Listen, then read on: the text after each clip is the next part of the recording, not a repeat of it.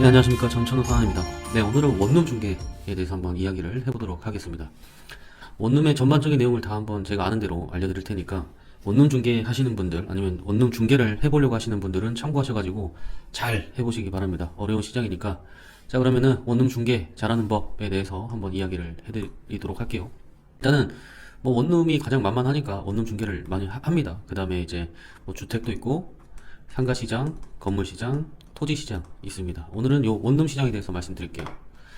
자, 원룸 중개의 모든 것, 원룸 중개의 일단 특징에 대해서 한번 말씀드리고요. 그 다음에 매물은 어디서 구하는지, 그 다음에 어떻게 구하는지, 그 다음에 원룸 중개를 잘하는 법, 네, 여기서 제 꿀팁을 또 알려드릴게요. 그 다음에 사후 서비스는 해야 된다. 영업의 기본이죠.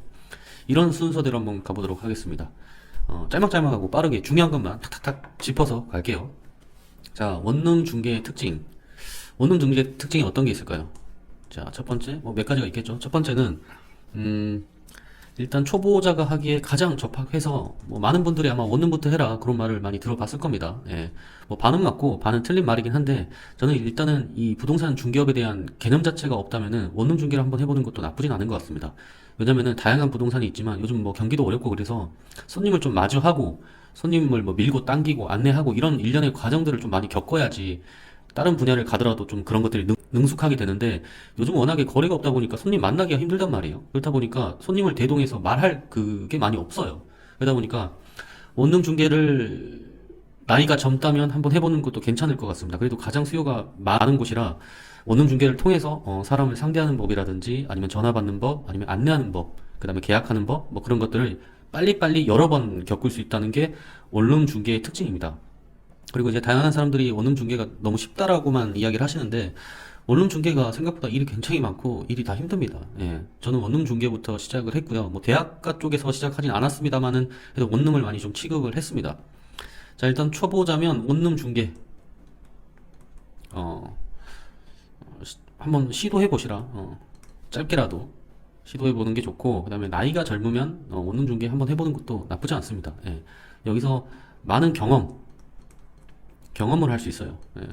저도 뭐 지금 중개를 한 지가 9년 정도 됐는데, 처음 했던 이 원룸 중개 했을 때 그 기억들이, 추억들이 좀 많이 남더라고요. 아무래도 처음이라 그랬을 수도 있고, 아무튼 재밌는 시장이긴 합니다. 그 다음에 이제, 아까도 이야기했지만, 일이 많다. 일이 다른 분야에 비해선 바쁘다. 일을 좀 한다는 느낌이 든다. 다른 업종 같은 경우에는 굉장히 시간이 좀 많이 소요된단 말이에요. 계약이 하나 나오더라도 단순하게 보고 이렇게 하는 것들이 아니라, 조금 뭐 가격도 뭐 몇 달을 통해서 만들어야 되고 하는데, 원룸 중개 같은 경우에는 딱 보여주고, 그 사람이 상황이 맞다면 바로 계약이 나오는 겁니다. 그래서 회전율이 좀 빠르다고 하죠. 특히나 이제 대학가 쪽에서 이제 방학이 끝나고 이제 학교에 들어가기 전에, 그때 이제 굉장히 많은 거래가 이루어지는데, 그때 맞춰가지고 또 그 대학교 쪽에 가가지고 그 핫한 시기 때만 원룸 중개를 하는 그런 분들도 있다고는 들었습니다. 예, 저는 그렇진 않았는데, 아무튼 굉장히 시기적으로 맞물려서 계약이 많이 터질 때가 있다는 것도 하나의 특징입니다.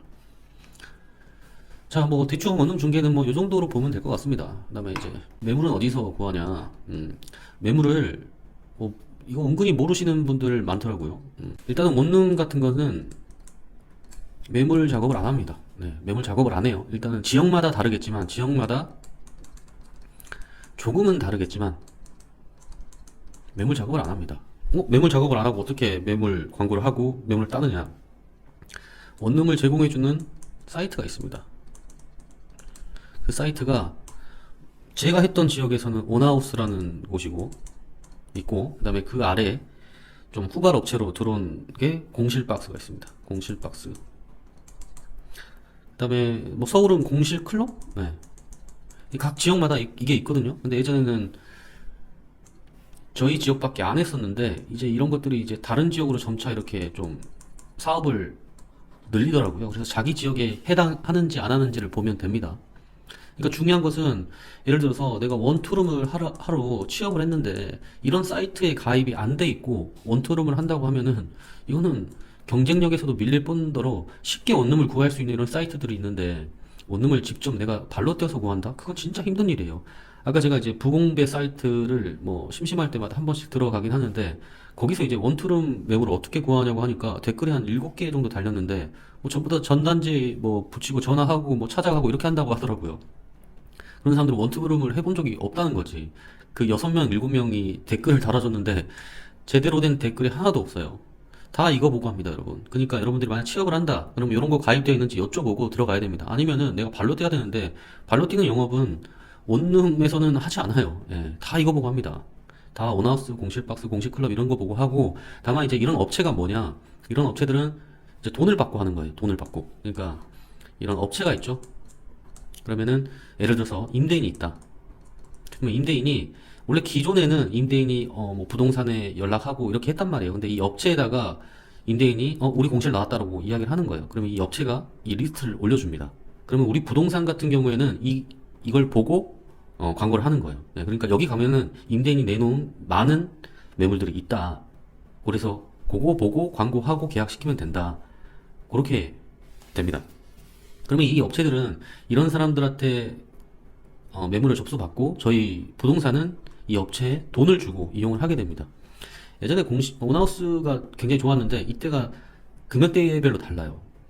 우리 동네만 본다 그러면은 이게 지역마다 다르는데 좀 핫한 동네가 그러면은 한 7, 8만 원 정도 했었던 것 같고 근데 제 지역은 한 6만 원 정도 했었나 한 달에? 근데 전 지역을 다 본다. 만약 해당 지역에 전 지역을 본다 그러면은 한 38만 원? 40만 원 정도 되는 거였습니다. 그러니까 엄청 세죠. 근데 야들 입장에서는 계약 한 건만 하면 나오는 금액이니까 부담되지 않는다라고 하는데 사실 부담이 되는 금액입니다. 저는 예전에 이런 것도 모르고 그냥 혼자서 매물 작업하고 이렇게 했었단 말이에요. 근데 이제 이런 걸 있다는 걸 알게 됐죠. 근데 소장님이 이걸 안 끊어주는 거예요. 그래서 제가 이거 그냥 혼자서 끊고 혼자서 봤습니다. 예, 이런 적이 굉장히 많아요. 그다음에 이제 후발업체가 이제 공실 박스도 있고 아니면 서울에는 공실 클럽 뭐 요거 이런 거라고 하던데 이건 비용이 얼마인지 모르겠네요. 아무튼 제가 있었던 동네는 온하우스 아니면 공실 박스를 하는데 대부분은 이제 원투룸 한다 그러면 온하우스를 끼고 있고 만약 이런 걸 안 하고 있다 그러면 원투룸에 들어가가지고 일을 할 필요가 없습니다. 예, 이런 곳에서는 그냥 직원을 굴리려고만 하기 때문에 들어갈 필요가 없어요. 이런 곳이 가입되어 있는지 아닌지를 확인해 보셔야 됩니다. 이걸 모르시는 분들이 굉장히 많더라고요. 아무튼 이런 구조로 되어 있습니다. 그래서 제가 조금 이따 설명을 좀 드릴게요. 이거는 다음 시간에 제가 말씀을 드릴게요. 어떤 식으로 되어 있는지. 일단은 큰 그림만 일단 보죠. 자 그러면 이제 원룸 중개를 잘하는 법에 대해서 한번 제가 말씀드릴게요. 원룸 중개. 일단은 이제 매물을 받았죠? 이제 매물 받는 사이트가 있으니까 저거는 다음 시간에 제가 이야기를 드릴게요. 여기서 이야기를 하면 이야기가 너무 길어질 것 같으니까 원룸 중개 잘하는 법. 일단 첫 번째. 원룸 중개는 속도전입니다. 속도전. 저 사이트가 다음 시간에 제가 말씀드릴 텐데 이렇게 사이트에 딱 들어가 보면 내가 만약에 지도가 이렇게 있어요. 우리 해당 지도가 이런 식으로 이렇게 있으면 여기 이제 확대를 하면 여기 어떤 매물이 있는지 리스트별로도 다 나오고 이 지도로도 다 나옵니다. 그래서 이거 보고 하면 돼요. 그래서 저는 항상 최신순을 보고 어떤 것들이 올라왔는지. 근데 요런 사이트는 저만 보는 게 아니라 가입하고 보는 그런 부동산들이 거의 다 이걸 보고 있기 때문에 똑같은 매물을 똑같이 빼는 거예요. 주인 번호도 알고 있고 세입자 번호도 다 알고 있고 내용 정보 전부 다 알고 있기 때문에 속도전으로 가야 됩니다. 그러니까 괜찮은 매물이 있다 그러면 광고를 엄청 빨리빨리 해야 돼. 아니면 기존에 다 알고 있던 손님한테 바로 전화해서 바로 붙이든지 그런 식으로 원룸 중개는 생각보다 속도전이 아주 중요합니다. 두 번째, 일단은 이 방이 좋은지 안 좋은지를 내가 알아야 될 거 아니에요. 여기서 정보가 다 있다고 할지라도 손님을 대동하고 이때 막 금액 같은 거 막 보면서 가면은 이미 늦습니다.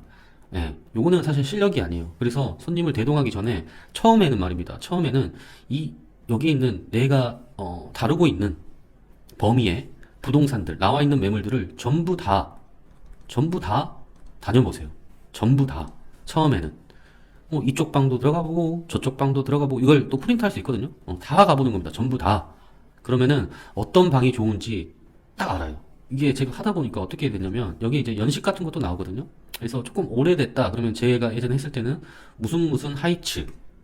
예, 이렇게 이름을 붙고, 그 뒤에는 약간, 2000년대 후반 때는 뭐 블루베리 막 이런 거 있죠. 약간 영어로 된 이름 이렇게 돼 있어요. 이러면은 이제 이름만 봐도 아는 거예요. 이건 좀 구형이구나. 이거 신축이구나. 근데 이런 것도 하다 보면 차이가 있어요. 구형 같은 경우에는 방이 약간 큽니다. 근데 신축 같은 경우는 방이 작아. 근데 깔끔해. 근데 여기는 좀 넓어. 그리고 금액도 좀 싸. 이런 장단점이 있어요. 그래서 고객이 어떤 걸 원하는지를 파악하는데 도움이 되죠. 근데 일단은 여러분들이 전부 다 가보시는 것을 추천드립니다. 전부 다 가다 보면 항상 잘 빠지는 방들이 있는데 그런 방들이 나올 때마다 바로바로 계약을 시켜버려야 돼요. 그 이전에 내가 이 방이 괜찮은지 나쁜지를 일단은 다 가보셔야 됩니다. 그 어차피 하는 일이 방 보고 사진 찍고 광고 올리고 손님 기다렸다가 전화 오면 바로바로 붙이는 일이에요, 사실. 제가 속도전이라고 했잖아요. 예. 그래서 이게 이제 아무리 이제 매물 정보가 다 있더라도 이때 찬찬히 보고 막 가면은 막 문 여는데도 서투르고 대문도 막 따봐야 되는데 이것도 뭐 어떻게 누를지 모르겠고 이러면은 고객의 신뢰가 다 깨지거든요. 그래서 일단은 다 전부 다 가보세요. 예. 저는 진짜 많이 다녔고 저는 오죽했으면 해당 집원을 전부 다 외워버렸습니다. 이 당시 때. 정말 쓰잘데기 없는 짓을 많이 했었죠. 세 번째. 원룸이라고 해가지고 방 하나짜리만 있는 게 아니에요. 예. 그러니까 저희가 예를 들어서 뭐 투룸도 있고 뭐 쓰리룸, 뭐 주인 세대, 뭐 이런 것들이 있단 말이에요. 종류가 방 하나, 방 두 개, 아니면 미투, 뭐 작은 방 하나에다가 이렇게 뭐 투룸, 뭐 거실 두 개, 뭐 이런 식으로 해가지고 주인 세대 이런 식으로 나눠지는데 항상 원룸만 한다 해서 이런 것만 광고 올리면 의미가 없고 비슷한데 약간 좀 특이한 구조가 나온 이런 매물들이 있어요. 뭐 주인 세대라든지, 그러니까 약간 특이한 구조를 가진 그런 매물들이 잘 나가거든요. 이게 원룸이 보다 보면은 거의 다 복사 붙여넣기예요. 예, 컨트롤 C, 컨트롤 V. 그러니까 원룸이 약간 이런 이름이 다 비슷한 것처럼 이 만드는 게 거의 다 똑같거든요. 예, 그때 한참 이제 대지가 나오면은 바로 원룸을 세웠는데 그 기존에 지었던 거 그대로 갖고 와서 똑같이 짓는 거예요. 그러다 보니까 구조 같은 게 다 똑같아요. 근데 간혹 보면 똑같은 가격인데 약간 구조가 다르거나 조금 다르게 만들어진 그런 원룸들이 있단 말이에요. 그것도 이런 걸 다녀봐야지 안단 말이에요. 근데 그러한 물건들이 바로바로 빠진 물건이니까 그런 걸 기억해놨다가 바로 붙이는 거예요. 그런 식으로 해야 됩니다. 그러니까 많이 알아야 되는 거지 결국에는. 내가 그 해당 지역의 원룸, 원투룸이 어떤 것이 좋은지 안 좋은지를 미리미리 알고 있어야 된다는 겁니다. 그러니까 나중에는 괜찮은 물건만 딱 기억해놨다가 그걸 타겟으로 하는 거예요. 그렇게 가셔야 됩니다. 자, 네 번째. 이제 광고를 해야 돼. 일단 이제 이런 방을 알았으면 이제 광고를 해야 되는데, 광고는 직방, 다방, 네이버. 이거 세 개면 될 것 같습니다. 그 다음에 개인 블로그 같은 거. 개인 블로그 같은 거. 이렇게 하면 될 것 같아요. 직방, 다방, 네이버 블로그. 근데 아마 네이버를 가장 많이 하지 싶어요. 네, 블로그는 공짜니까 같이 가도 괜찮을 것 같습니다. 이렇게만 하면 됩니다. 그 다음에 이제 다섯 번째는 광고. 다섯 번째는 권리 분석. 권리 분석은 여기 뒤에서 한번 이야기할게요. 네. 권리 분석. 이게 원투룸 건물이 다가구 주택이다 보니까 건물이 이렇게 있을 거 아니에요? 그럼 여기가 주인 세대 있고 필로티 구조로 해가지고 주차장 있고 주차장 그다음에 이제 방이 뭐 101호 뭐 이런 식으로 있을 거 아니에요? 원룸, 투룸 뭐 이렇게 있단 말이에요. 그러니까 권리 분석을 할 줄 알아야 돼요. 간단하게 여기 원룸에다 월세 같은 걸 집어 넣는다고 하면은 크게 문제가 안 됩니다. 예, 그냥 월세 같은 거는 가볍게 들어갔대요. 예, 근데 이제 예를 들어서 뭐 전세라든지 아니면은 뭐 주인 세대에 막 약간 비싼 보증금 한 6천, 7천, 뭐 1억, 뭐 2억 뭐 이렇게 들어가는 것도 있단 말이에요. 이 원투룸 다가구 건물에. 다가구 건물이 우리가 흔히 말하는 원룸 건물을 이야기하는 겁니다. 그러면 이제 이런 걸 권리 분석을 좀 할 줄 알아야 되는데 아무튼 권리 분석까지는 어림잡아는 할 줄 알아야 돼요. 예. 월세 같은 건 문제 없어요. 그냥 막 넣어도 돼요. 나중에 경매 날아가더라도 뭐 보증금 뭐 500만 원, 뭐 1000만 원 이런 건 크게 문제가 나타난다 하더라도 1년 버텨버리고 하면은 월세에서 또이또이 된단 말이에요. 근데 이제 전세 같은 거는 특히 조심을 하셔야 됩니다. 저 또한 주인 세대 같은 거에 그를 많이 좀 작업을 예전에 많이 했었는데 아슬아슬한 게 굉장히 많더라고요. 요즘 흔히 뭐 전세 사기 뭐 이런 이야기가 많은데 전세 사기라고 하긴 좀 그렇지만 이 당시 때만 하더라도 경매 날아가면 그때는 이제 그 호황기였기 때문에 경매로 날아가지 않았을 뿐이지 금리도 낮았었고 그 당시에 만약 지금 같은 경기였다면은 잘못했다가는 진짜 빠그러지는 일들이 훨씬 많았을 거라고 생각합니다. 그만큼 전세 같은 거 권리 분석 정도는 할 줄 알아야 됩니다. 권리 분석도 디테일하긴 사실 못해요. 네, 디테일하긴 못해. 정보가 좀 부족하기 때문에. 근데 다만 이제 얼추 내가 권리 분석을 할 수는 있어야 됩니다. 나중에 제가 권리 분석을 간단하게 하는 그런 방법도 이야기를 좀 드릴게요. 그다음에 이제 만약 계약을 하게 됐다 그러면은 사후 서비스는 기본입니다. 사후 서비스. 이거는 영업인으로서 당연히 해야 됩니다. 저 같은 경우에는 그 계약을 하게 되면 휴지 줬어요. 휴지를 줬어요. 늘 줬어, 늘. 근데 이게 뭐 큰 돈이 되진 않아요. 근데 이제 지금 모르겠습니다. 제가 이거 안 한 지 한 6, 7년 됐기 때문에 제가 했던 이전에 당시에는 큰 돈이 안 됐었단 말이에요. 그래서 이제 휴지 같은 거를 좀 드리고 아니면은 좀 계약을 큰 거 했다. 그러면 향초 같은 거 한 5만원짜리, 6만원짜리 해줬었단 말이에요. 지금 생각하면 약간 오반데, 근데 예전에 제가 모르고 세입자한테 휴지를 줘야 되는데, 바깥에서 이제 건물주가 있더라고요. 그래서 이제 휴지를 세입자한테 주러 가는데, 건물주가 좀 있기에 좀 세입자한테만 주기가 좀 그렇더라고요. 그래서 에라 모르겠다. 2개 샀단 말이에요. 그때 계약 2개 연달아해가지고. 그래서 건물주한테 그냥 줘버렸어요. 휴지를. 너무 고마워하더라고요. 이런 케이스를 본 적이 없대요. 그래서 저는 이제 속으로는 아니 너 주려고 준 게 아니라 저 세입자 주려고 줬는데 너가 있길래 내가 그냥 줄 수밖에 없다. 그런 말은 참아 못했고 아무튼 그렇게 해서 드리긴 드렸죠. 근데 이분이 그 뒤로부터 저를 인상이 좀 남으셨는지 부동산에 관련된 뭐 일들이 있으면 저한테 다 주시더라고요. 예.